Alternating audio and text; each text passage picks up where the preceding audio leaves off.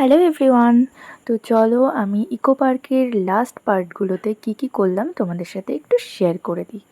তো দেখো আমি এই খ্রিস্ট স্ট্যাচুটার সামনে চলে এসেছি ফাইনালি। মানে এর আগে ছিলাম ময় মূর্তির কাছে। তো ওখানে মানে ওটা থেকে একটু আগে আসলেই তো এই খ্রিস্টের স্ট্যাচুটা পড়ে। তো দেখো আমার তো মানে খ্রিস্টের স্ট্যাচুটা তো দারুণ লাগছে, আর দিনের বেলায় আসলে হয়তো আরও বেশি ভালো হবে, মানে ভিডিওর ক্ষেত্রে বলো, পিকচারের ক্ষেত্রে বলো, কিংবা পরিবেশটাকে উপভোগ করার ক্ষেত্রে বলো।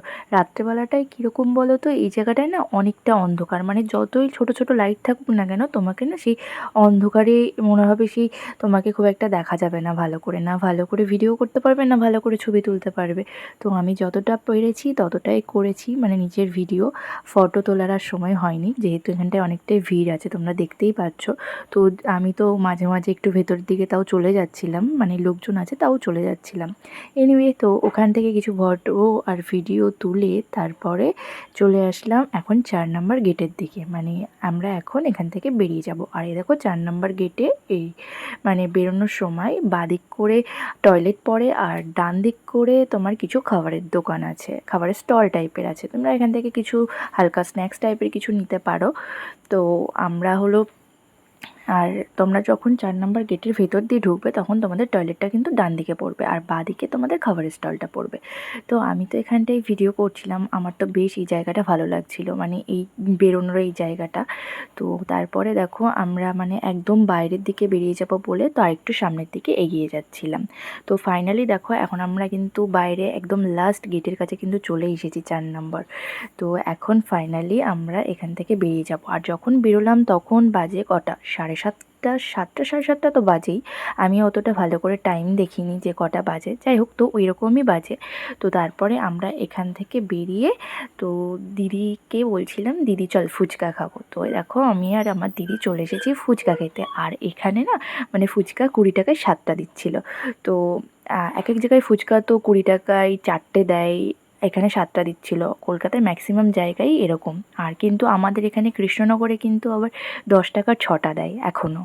তো যাই হোক, তো এখান থেকে আমরা ফুচকা খেয়ে নিচ্ছিলাম। ফুচকাটা কিন্তু খুব একটাও খেতে ভালো ছিল না।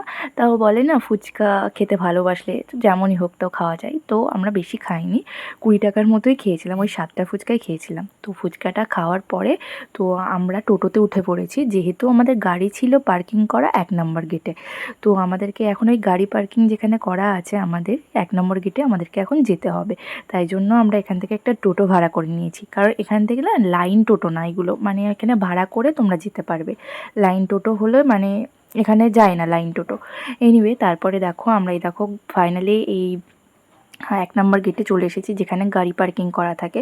আর এই দেখো এই গাড়ি পার্কিং যেখানে করা আছে না, এখানে না প্রচুর লাইট আছে। আর এই মানে এই যেখানে গাড়ি পার্কিং করা আছে তার পাশে না একটা না কোথাও মানে অনুষ্ঠান হচ্ছিল, বিয়ের বা কিছু যাই হোক একটা অনুষ্ঠান হচ্ছিল, তার জন্য এখানে একটু ডিজে হচ্ছিল।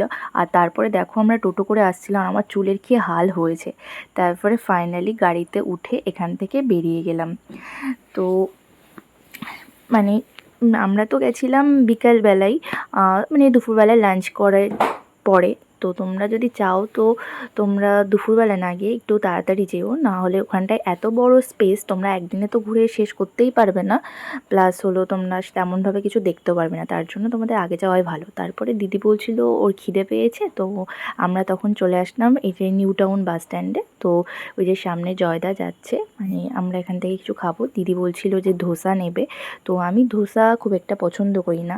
অনেকে ভাববে যে আমি এখন ধোসা খাই না, বাট আমি ধোসা খুব একটা পছন্দ করি না, তাই জন্য আমি ধোসা নিইনি। এটা হলো ধোসাটা দিদি নিয়েছিল।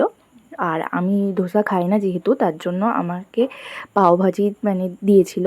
তো আমি পাওভাজিটাই নিয়েছিলাম, পাওভাজিটা আমার খেতে বেশ ভালোই লাগে। তো চলো, এটাই ছিল ইকো পার্কের লাস্ট পার্ট।